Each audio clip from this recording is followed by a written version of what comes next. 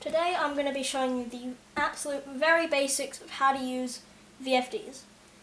VFDs are these wonderful displays here.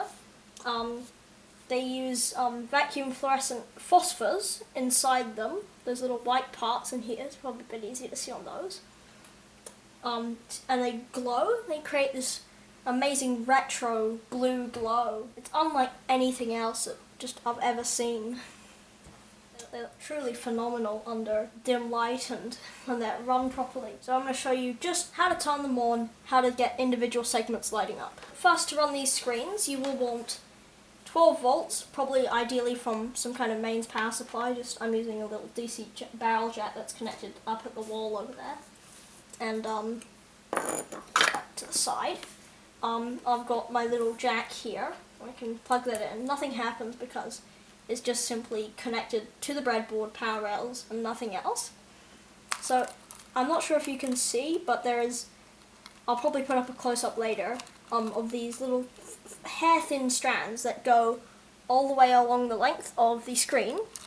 And those things are something called depending on who you are, you will call them either heaters or filaments.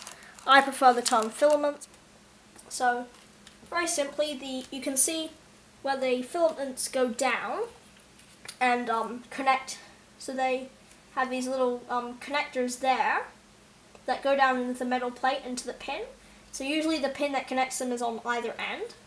Some VFDs, most VFDs, have 2 pins on either end that connect to the filament, like this one here. As you can see, there's little 2 on each side in a little group. But this one only has 1 on each side, I don't know, probably just to make it compacter. On the left side, you generally want to connect minus, and on the right side, you want to connect plus 12 volts. As you can see, they just lit up there, on, off, on. So they're acting like a light bulb right now. Normally you wouldn't want them that bright because it's just not good for the screen, having them that bright. And if you have them too bright, it reduces the lifespan of the screen, which we don't want. So ideally, you'll want to drive them through some pretty beefy resistors that I'm just getting out now. These ones I find work. I just run these 2 in series. I don't know what these are. These are 161. They're 16 ohm, so I'm putting 2 in series, so that's 32 ohms from 12 volts. I think these are 1 watt carbon resistors. So now I connect that up, and it doesn't glow, but it is running, trust me. And to actually turn on a segment, if you just connect the wire to the segment pin, just directly like that, nothing happens because there's these little fine mesh between the filament and the segments on the screen. That mesh is called the grid. The grid basically makes the electrons accelerate through them and onto the phosphors to make it glow brighter, so it doesn't require hundreds of volts.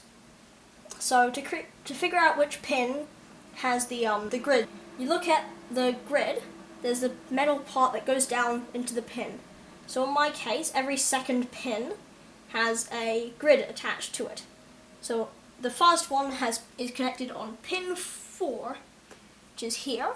And if I connect that, as expected, nothing happens. Pin 4, you connect it up to plus 12 volts, nothing happens, which is completely expected. To make it properly turn on, you need to also connect one of the segments.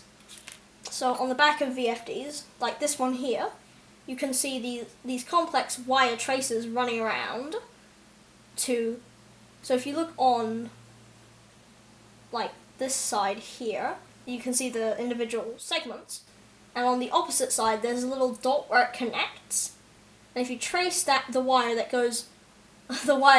comes from that dot all the way down to the pins, you'll find which pin the segment's connected to. If you're lucky, the VFD you'll have has a data sheet of some sort, and you can use that'll tell you what pins. Usually the data sheet kind of garbage, but yeah.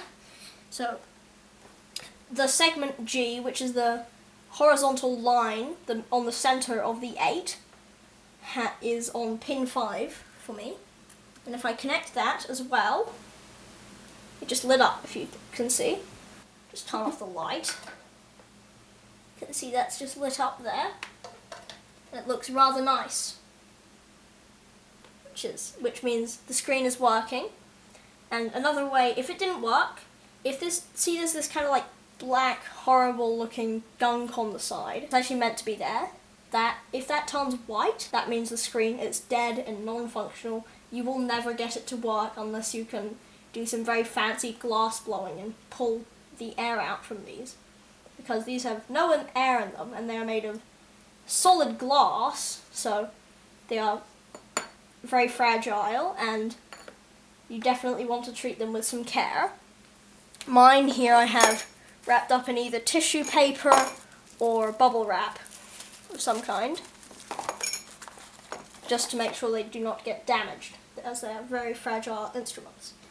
So that's basically just how you turn on the individual segments, and basically the grid, oh, there goes my lights. But your question is, you want to do something that's other than the first digit.